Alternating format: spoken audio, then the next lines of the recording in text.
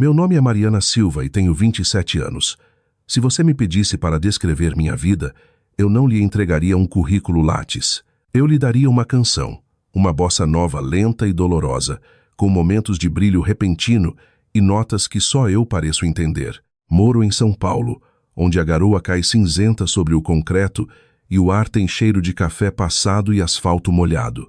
Meu mundo é pequeno. Um apartamento de 1 quarto no centro, acima de um sebo antigo, um violão encostado na parede e partituras espalhadas pela mesa da cozinha. Minha família me chama de sonhadora. Eles dizem isso como um insulto. Minha irmã é advogada na Faria Lima. Meu irmão desenvolve códigos para uma startup em Florianópolis. Meus pais têm orgulho de ambos. E eu? Eu componho músicas que ninguém da minha família escuta, exceto 2 pessoas, meus avós. Eles foram os únicos que acreditaram. Cresci num bairro tradicional da Zona Norte, numa casa modesta de sobrado com o portão descascado e uma varanda onde a gente via a vida passar. O quintal era dominado por uma jabuticabeira antiga e nas noites de verão eu sentava sob aquela árvore, ouvindo o trompete do meu avô, Toninho, flutuando pela janela aberta. Vovô, Toninho, não era famoso. Ele tocou nos bares enfumaçados do Beco das Garrafas no Rio, nos anos 70, antes de se estabelecer aqui com minha avó Clarice, uma enfermeira aposentada que ainda cheirava levemente a alfazema. Eles não eram pessoas de ostentação, mas tinham uma magia silenciosa. As mãos do vovô eram calejadas de anos segurando o instrumento, e sempre que ele tocava, o ar parecia mais quente, mesmo no inverno paulistano. Eu tinha 8 anos quando escrevi minha primeira melodia. Não era muito, apenas um punhado de notas desajeitadas que rabisquei no verso da lição de matemática. Mas o vovô tratou aquilo como uma obra-prima. Mari, ele me disse, a música não é apenas algo que você ouve, é algo que você carrega. Se você a mantiver por perto, ela te levará de volta para casa. Meus pais nunca entenderam isso. Meu pai era gerente em uma empresa de logística. Minha mãe lecionava química em uma escola estadual. Num dia vi. Para eles, o sucesso vinha em planilhas, concursos públicos e diplomas, não em canções que ninguém havia pedido. Minha irmã mais velha, Vitória, era a filha de ouro oradora da turma, notas máximas, destinada a um grande escritório de advocacia antes mesmo de tirar a carta de motorista. Meu irmão mais novo, Bruno, era o prodígio em formação, programando seu primeiro aplicativo aos 12 anos e conseguindo estágios antes da faculdade. E então havia eu, a criativa. O rótulo parecia gentil, mas era sempre seguido por um suspiro. As conversas no jantar de domingo eram competições que eu nunca poderia vencer. Vitória falava sobre processos e bônus semestrais. Bruno discutia algoritmos e rodadas de investimento. Os rostos dos meus pais se iluminavam de orgulho, concordando com cada conquista. Então eles se viravam para mim e eu lhes dizia que estava trabalhando em uma nova música inspirada na chuva escorrendo pela janela do meu quarto. O silêncio que se seguia era ensurdecedor. Às vezes meu pai dizia, isso é legal, Mari. Mas e o vestibular? Outras vezes, minha mãe apertava os lábios como se estivesse segurando a pergunta que realmente queria fazer. Quando você vai criar juízo? Não era que eles não me amassem. Eles simplesmente não viam a música como um futuro, mas sim como uma fase que eu superaria. Mas vovô e vovó me viam de forma diferente. Eles me deixavam dormir lá nos fins de semana e o vovô tirava seus velhos vinis da estante, Tom Jobim, Cartola, Elis Regina. Sentávamos na sala de estar, a vitrola estalando, e ele me ensinava a ouvir os espaços entre as notas, aquele silêncio que diz tudo. Olhando para trás, percebi que aquelas noites foram minha verdadeira educação. Não em escalas ou teoria, mas em permissão. Permissão para sonhar em uma família que preferia linhas retas ao improviso. Quando completei 18 anos, a pressão em minha casa era um zumbido constante, como uma lâmpada fluorescente que você não consegue desligar. Folhetos de faculdades começaram a se acumular no balcão da cozinha. Engenharia na Poli, administração na GV, até mesmo uma apostila para um cursinho pré-vestibular de Direito que Vitória havia me enviado só por precaução. Eu sorria educadamente, levava os papéis para o meu quarto e os enfiava no fundo da gaveta. O que eu não contava a ninguém Era que eu já tinha me decidido. A ideia de sentar em salas de aula, memorizando fórmulas com as quais eu não me importava, parecia colocar meu coração em uma caixa e lacrar. Lá, a música não era apenas o que eu amava. Era a única coisa que fazia sentido para mim. Eu escrevia canções tarde da noite. Meus dedos doíam, meus cadernos se enchiam de versos e progressões de acordes. Algumas manhãs eu acordava com novas melodias ainda ecoando em minha cabeça, como se estivessem esperando por mim em meus sonhos. O momento chegou em uma manhã de domingo, durante o café. Minha mãe tinha feito pão de queijo. O ar cheirava a café forte e meus pais estavam de um humor incomumente bom. Vitória estava visitando, falando sobre um caso que seu escritório tinha acabado de ganhar. Bruno estava rolando a tela do celular, provavelmente lendo sobre criptomoedas. Respirei fundo e disse: "Não vou fazer faculdade." A sala ficou imóvel. Meu pai pousou a xícara. "O quê?" "Vou focar na minha música. Vou arrumar um emprego de meio período para pagar o aluguel, mas não vou me inscrever em nenhum vestibular." Minha voz tremeu, mas me forcei a encontrar os olhos deles. Minha mãe piscou 2 vezes, como se estivesse se certificando de que tinha me ouvido direito. "Mariana, seja séria. Você não pode ganhar a vida tocando violão no seu quarto. Você precisa de um diploma, de estabilidade. Eu não quero um diploma. Eu quero uma carreira na música." Vitória recostou-se na cadeira, cruzando os braços. "Mari, estou te dizendo isso como sua irmã.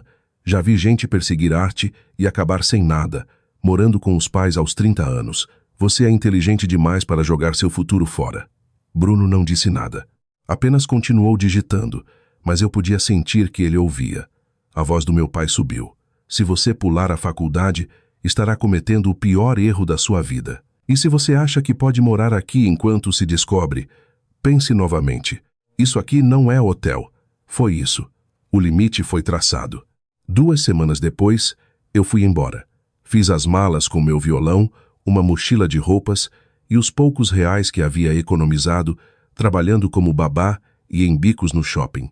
Aluguei uma kitnet minúscula em cima de um sebo na Rua Augusta. O assoalho rangia, o chuveiro mal esquentava, e a única vista era uma parede de tijolos pichada, mas era minha. Durante o dia, eu servia mesas em uma padaria movimentada. À noite, eu escrevia música até meus dedos formigarem. Sem aplausos, sem contratos de gravadora, apenas eu e as canções. E pela primeira vez, mesmo com toda a incerteza, me senti livre. Os primeiros 2 anos sozinha foram um borrão de exaustão e macarrão instantâneo. Meu apartamento cheirava permanentemente a café queimado da padaria lá embaixo. O aluguel consumia quase tudo o que eu ganhava servindo mesas, e o resto ia para cordas de violão, equipamentos de gravação baratos e a sacola ocasional de compras que não fosse miojo ou bolacha de água e sal. Na maioria das noites, após o fechamento, eu subia as escadas estreitas para minha kitnet, tirava os sapatos e sentava de pernas cruzadas no chão com meu violão. A luz do poste lá fora piscava como um batimento cardíaco, e eu tocava até minha voz falhar. Às vezes eu gravava demos no meu notebook velho, mas a maioria desses arquivos nunca via a luz do dia. Eu dizia a mim mesma: "A próxima será melhor." Meus pais ligavam com frequência, ou melhor, minha mãe ligava.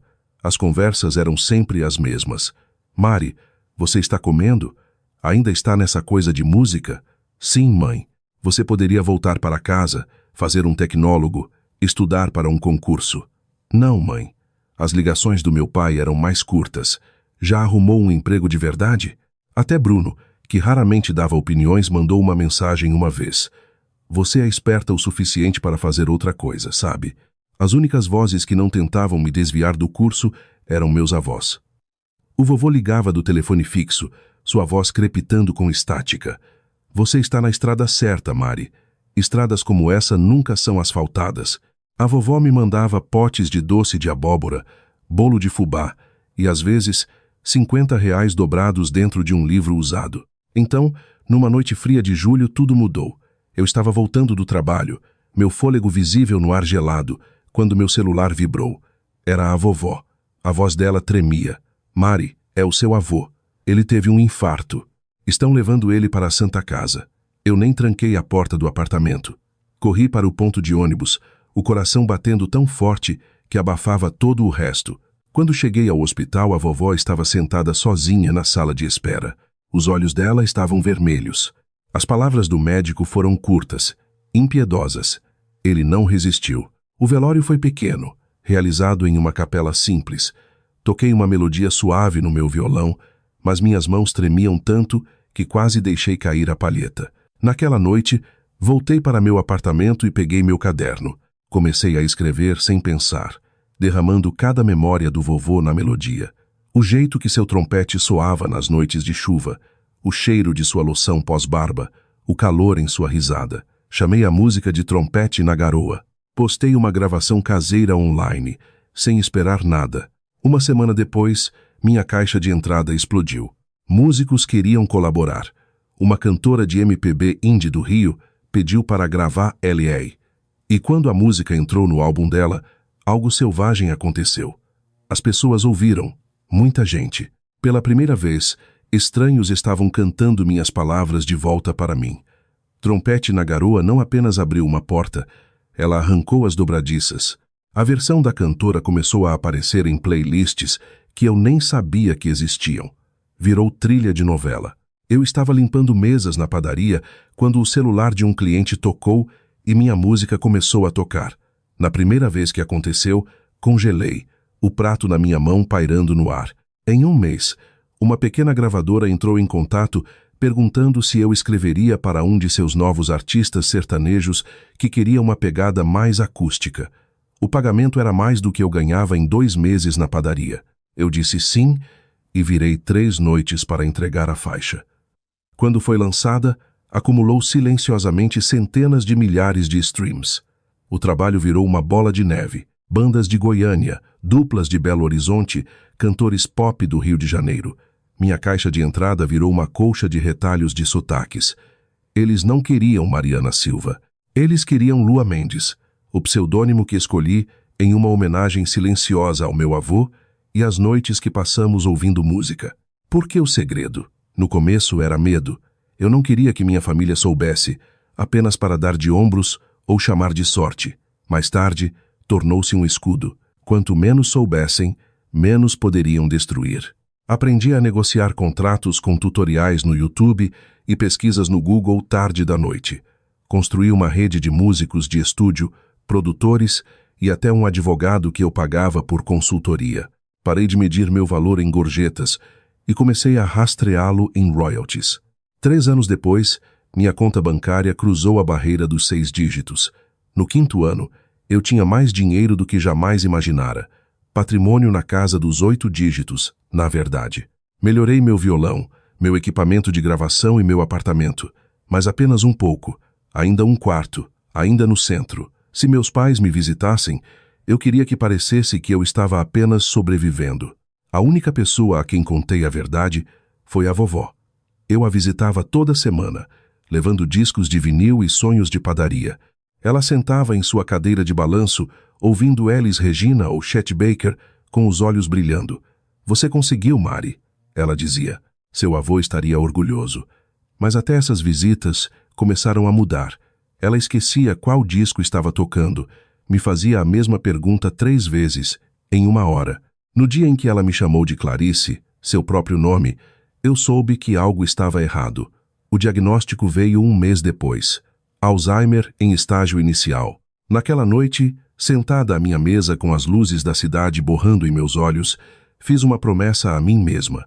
Eu não a deixaria desaparecer em algum quarto estéril sob os cuidados de estranhos. Ela merecia música, calor, o tipo de vida que ela me deu naqueles fins de semana com o vovô. Eu não sabia exatamente como ainda, mas sabia que seria grande. A ideia me veio numa noite enquanto eu ouvia Kind of Blue no escuro, o zumbido do meu amplificador preenchendo os espaços entre as linhas do trompete. Pensei na vovó em sua casinha, a mesma em que ela vivera por 40 anos, com suas escadas íngremes, cozinha desordenada e ninguém lá depois do anoitecer. Eu já podia ver os próximos anos se não fizesse nada. A memória dela escorregando ainda mais. Pequenos erros se transformando em perigosos. Lembrei-me de como ela, uma vez, deixara o forno ligado a tarde toda. Não ia melhorar, então decidi fazer melhorar eu mesma. Primeiro a casa.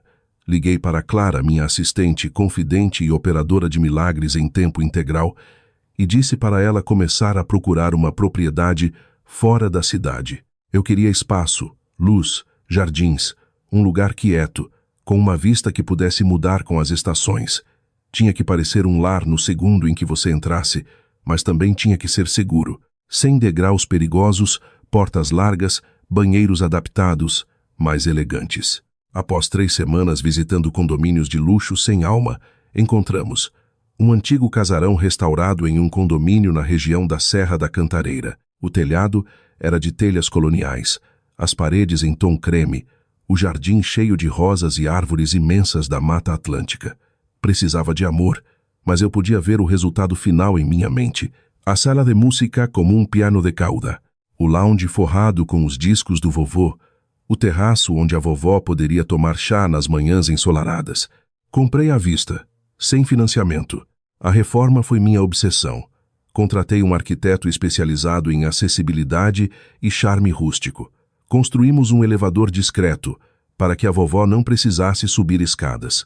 O quarto dela tinha janelas amplas com vista para a serra, uma poltrona de leitura acolchoada e uma estante cheia de seus romances favoritos, mesmo que ela pudesse esquecer que os leu. Mas havia mais uma ideia, uma que estava alojada no fundo da minha mente desde que eu tinha 22 anos. No meu aniversário naquele ano, eu havia me dado ao luxo de um passeio de helicóptero sobre o litoral.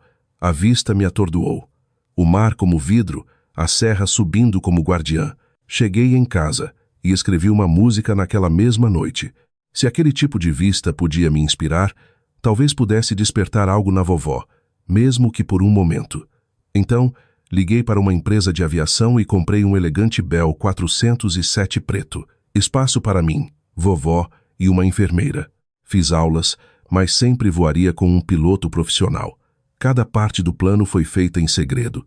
Nem uma palavra para meus pais, nem uma dica para Vitória ou Bruno. Eles não entenderiam. Eles descobririam quando chegasse a hora. E quando descobrissem, nunca mais me veriam da mesma maneira. A ligação veio numa noite de quinta-feira, enquanto eu revisava amostras de tinta para a sala de música. Era minha mãe. A voz dela estava cortada, do jeito que fica quando ela está tentando parecer calma. Mas não está. Mariana, precisamos de uma reunião de família neste fim de semana. É sobre sua avó. Meu estômago apertou. O que está acontecendo? Falaremos pessoalmente. Ela desligou antes que eu pudesse perguntar mais. No sábado, dirigi meu carro velho até a casa dos meus pais. O outono tinha chegado, aquele ar seco e fresco típico de São Paulo. Entrei e encontrei a cena habitual. Pai na poltrona, Vitória vestida formalmente como se tivesse saído do fórum, Bruno grudado no celular. A vovó estava sentada quieta no canto, as mãos dobradas no colo, olhando para o tapete. Começamos com conversa fiada. Ou melhor, eles falaram e eu ouvi. Então minha mãe limpou a garganta. É sobre a vovó. A memória dela está falhando mais rápido. Semana passada, ela esqueceu o gás ligado. Não podemos mais arriscar que ela more sozinha. Eu balancei a cabeça lentamente. Concordo. Ela não deve ficar sozinha. É por isso que... Meu pai me interrompeu. Encontramos uma casa de repouso excelente em Cotia. Limpa, moderna, preço razoável. Vamos dividir os custos. Vitória concordou sem hesitar. É a melhor opção. Não tenho tempo para ficar indo e voltando para cuidar disso. Bruno deu de ombros. Idem. Estou cheio de trabalho. Não é prático para mim ajudar fisicamente. Eles continuaram falando como se a vovó não estivesse na sala. Ela apenas continuava olhando para o tapete, os nós dos dedos brancos. Respirei fundo. Ela não quer um asilo. Ela quer ficar com a família. Eu posso cuidar dela. Meu pai deu uma risada curta e sem humor. Você, Mari, você mal consegue cuidar de si mesma. Vai pagar os cuidados dela com o quê? Gorjetas da padaria? Vitória sorriu com desdém. Isso é sério. Você não pode simplesmente tocar violão na cabeceira dela e chamar isso de cuidado. Bruno não sorriu, mas sua voz foi condescendente. Sabemos que você a ama, mas vamos ser realistas. Minha mãe suspirou, os olhos suavizando. Filha, você não entende o quanto isso dá trabalho. É um fardo. Profissionais sabem como lidar. As palavras deles não eram apenas dispensas. Eram ecos de todas as vezes que me disseram que eu não era o suficiente. Olhei para a vovó, ela encontrou meus olhos e por um lampejo de segundo vi reconhecimento. Levantei-me, minha voz firme, mas meu pulso acelerado. Vocês podem fazer o que quiserem, mas eu vou cuidar dela. Do meu jeito. Meu pai revirou os olhos. Não faça promessas que não pode cumprir. Peguei meu celular, rolei para o número da Clara e apertei chamar. Clara, prepare o helicóptero. Traga-o para o campo de futebol perto da casa dos meus pais. A sala ficou em silêncio. Então eles riram. Riram de verdade, como se eu tivesse acabado de contar o final de uma piada ruim. Tudo bem. Em algumas horas, eles não estariam rindo. O vento da tarde estava forte o suficiente para arder minhas bochechas enquanto eu saía da casa dos meus pais. Meu coração martelava no peito, não pelo frio, mas pelo que eu estava prestes a fazer. O campo era apenas a 3 quarteirões de distância, um gramado gasto onde a molecada jogava bola.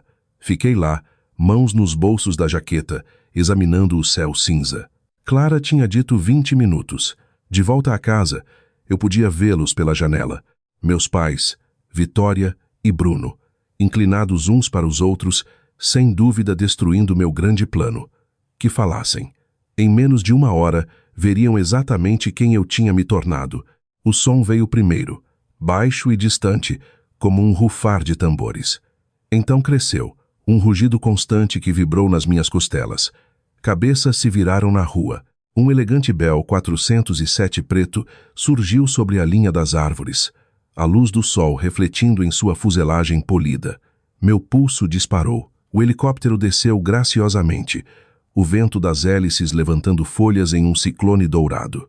Crianças da vizinhança correram, vozes subindo em admiração. Os esquis tocaram o chão, o motor um trovão controlado. Minha família saiu da casa, atraída pelo barulho. Meu pai foi o primeiro, o maxilar travado. Que diabos é isso? Minha mãe agarrou o suéter contra o peito, olhos arregalados.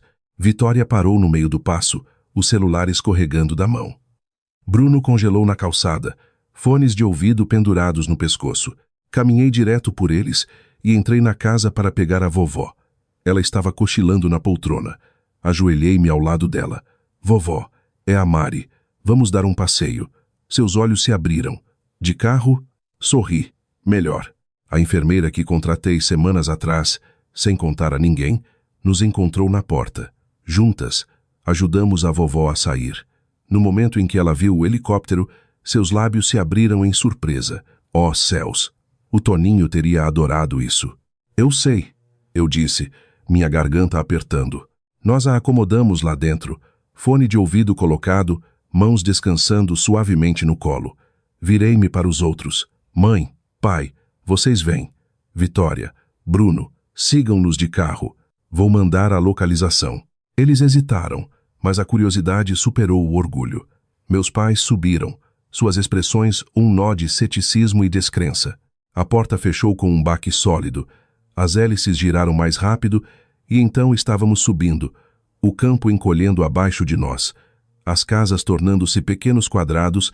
A vovó arfou suavemente, apontando para o rio Tietê e os arranha-céus infinitos de São Paulo. É lindo, Mari. Olhei para meus pais. Os nós dos dedos da minha mãe estavam brancos no cinto de segurança. Meu pai continuava lançando olhares para mim, como se ainda estivesse tentando descobrir que jogo eu estava jogando. Para onde estamos indo? Ele finalmente perguntou pelo fone de ouvido. Vocês verão. Voamos para o norte, sobrevoando a mancha urbana até alcançar o verde denso da Serra da Cantareira. A vovó avistou a natureza, as árvores balançando. Por um momento, ela parecia mais jovem, seus olhos mais claros, seu sorriso livre de fardos. 20 minutos depois, a propriedade surgiu. O casarão reformado brilhava em creme contra o verde profundo da mata. O telhado colonial reluzia ao sol e os ipês que ladeavam a entrada balançavam como se nos dessem as boas-vindas. Pousamos no Jardim dos Fundos, próximo a um heliponto recém-pavimentado. O piloto desligou o motor e o silêncio repentino pareceu quase irreal. Bruno e Vitória chegaram momentos depois no carro importado de Vitória. Eles saíram, olhando para a casa como se tivesse caído de outro planeta. De quem é esse lugar? Vitória perguntou. a voz mais afiada que o vento. Eu não respondi. Em vez disso, ajudei a vovó a sair do helicóptero e a guiei pelo jardim. Roseiras plantadas para combinar com as da casa antiga dela emolduravam o caminho. O perfume a atingiu, e ela parou, fechando os olhos. Cheira como em casa. Dentro, a madeira polida do saguão brilhava. Um lustre lançava luz quente sobre as paredes claras. E no canto da sala de estar, sobre um suporte de nogueira escura, estava o trompete do vovô. A vovó estendeu a mão trêmula. Do Toninho. Eu balancei a cabeça. Esta é a sua casa agora, vovó. Nossa casa. Silêncio. Então a voz do meu pai, baixa e cansada. Mari, o que é isso? Como você pôde? Virei-me para encará-los. Nos últimos 6 anos, venho compondo sob o nome de Lua Mendes. Trompete na Garoa, Cumpete. Essa foi minha, assim como dezenas de outras músicas que vocês ouviram no rádio, em novelas, em filmes. Ganhei milhões em direitos autorais e investimentos. Comprei esta casa, o helicóptero, contratei a equipe, tudo para a vovó. Os rostos deles congelaram. Descrença, choque, algo mais que eu não conseguia nomear. Minha mãe cobriu a boca, lágrimas brotando. Mari, por que você não nos contou? Porque vocês nunca acreditaram que eu conseguiria. Eu queria que vocês vissem, não que ouvissem falar. Meu pai deu um passo à frente, esfregando a nuca. Eu estava errado sobre tudo. Vitória, pela primeira vez, não tinha resposta. Você escreveu Trompete na Garoa, ela sussurrou. Mari, essa música é linda. Os olhos de Bruno estavam marejados. Eu também tenho escrito músicas, só nunca contei a ninguém. Coloquei a mão no ombro dele. Então talvez seja a hora de contar. A voz da vovó quebrou o momento. Mari, você me lembra tanto o seu avô. E assim, eu soube que cada briga, cada noite sem dormir, tinha valido a pena. Os dias após a revelação pareceram entrar em um novo ritmo, um que eu estava escrevendo na minha cabeça há anos sem perceber. A vovó se acomodou em sua nova casa como se sempre tivesse pertencido a ela. As manhãs eram lentas e doces. Café no terraço, luz do sol sobre sua colcha, o som suave de bossa nova vindo da sala de música. Às vezes ela lembrava de cada nota de suas canções favoritas. Outras vezes ela esquecia onde estava, mas no momento em que eu começava a tocar trompete na garoa, seus olhos se iluminavam e ela cantarolava baixinho. Meus pais visitavam com mais frequência agora. No começo, vinham por culpa, trazendo flores e doces como ofertas de paz. Mas com o tempo, a visita parou de parecer penitência e começou a parecer família novamente. Meu pai sentava no lounge, folheando a coleção de vinis do vovô, fazendo perguntas sobre meu processo de composição. Minha mãe começou a me ajudar na cozinha, cortando legumes enquanto eu trabalhava em melodias no balcão. Vitória, ainda a advogada, ainda precisa, foi quem mais me surpreendeu. Ela começou a pedir meus conselhos sobre equilibrar trabalho e vida, e uma vez até admitiu que tinha inveja da coragem que tive para seguir meu sonho quando ela não teve. Bruno trouxe seu violão na segunda visita, tocando timidamente alguns riffs originais. Eu não disse a ele, mas reconheci a faísca em seus olhos. Os passeios de helicóptero tornaram-se uma tradição. Todo domingo, se o tempo estivesse bom, levávamos a vovó para ver a Serra da Cantareira e a represa lá de cima. Às vezes ela falava, outras vezes apenas olhava pela janela, um pequeno sorriso nos lábios. Gosto de pensar que ela estava guardando aqueles momentos em algum lugar mais profundo que as memórias, algum lugar onde a doença não conseguia alcançar. Uma noite, depois que todos foram embora, sentei com a vovó na sala de música. O sol tinha se posto e a luz do lustre se espalhava pelo chão polido. Ela pegou minha mão. Mari, disse ela suavemente, você não me deu apenas uma casa, você me devolveu minha vida. Suas palavras ficaram comigo muito tempo depois que ela foi para a cama. Percebi então que a casa, o helicóptero, o dinheiro, nada disso era o verdadeiro presente. O verdadeiro presente era a crença que eu carregava desde os dias sob aquela jabuticabeira com o vovô. Que a música importa, que os sonhos valem a luta e que as pessoas que realmente te amam acabarão entendendo, mesmo que leve tempo. Minha história não era mais sobre provar que minha família estava errada. Era sobre garantir que os últimos anos da vovó fossem cheios de beleza, som e luz, da mesma forma que ela e o vovô preencheram minha infância. Ao fechar a porta do quarto dela naquela noite, olhei para o trompete brilhando no canto e soube sem dúvida que a canção ainda não tinha acabado. Nunca deixe que ninguém diga que seus sonhos não cabem na realidade deles. Se você tem uma melodia no coração, toque-a alto até que o mundo pare para ouvir. Cuide de quem acreditou em você desde a primeira nota.